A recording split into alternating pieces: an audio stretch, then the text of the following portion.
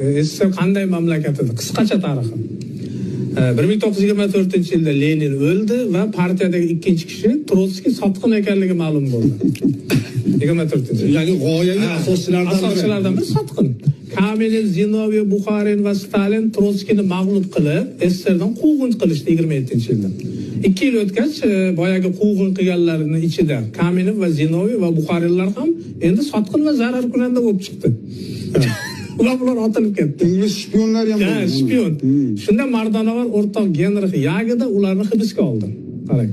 Sal biroz o'tib, Yagida ham dushman agenti ekan. Uni Yejov va uni Yejov hibsga oldi. Qarang.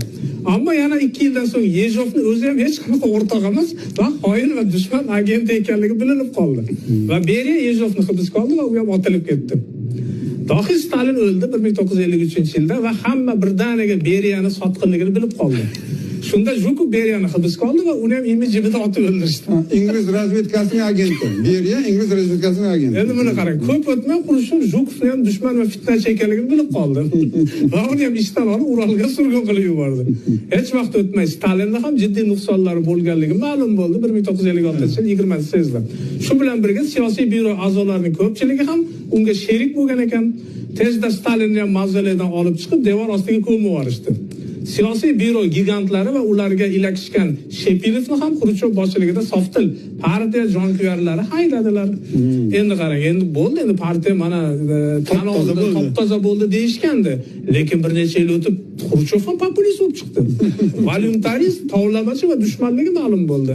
Shunda Brejnev boshchiligidagi partiya Xrushchevni nafaqaga kuzatdi 64-yil. Yillar o'tgach, u ham zarar kunanda va turg'unlik sababchisi ekanligi ma'lum bo'ldi. Va Brejnevni ham endi KGBning sobiq boshlig'i Andropov uni ham o'sha qoraladi va ular ham nima qilishdi. Ana shundagina oxirgi bo'lib Gorbachev degan odam hokimiyat tepasiga keldi. Aniqlanishicha, Gorbachev davrida butun partiya zarar kunandalar partiyasi ekanligi ma'lum bo'ldi va hammasini yangidan isloh qilish boshlandi. Ana shunda SSRning o'zi to'kilib ketdi.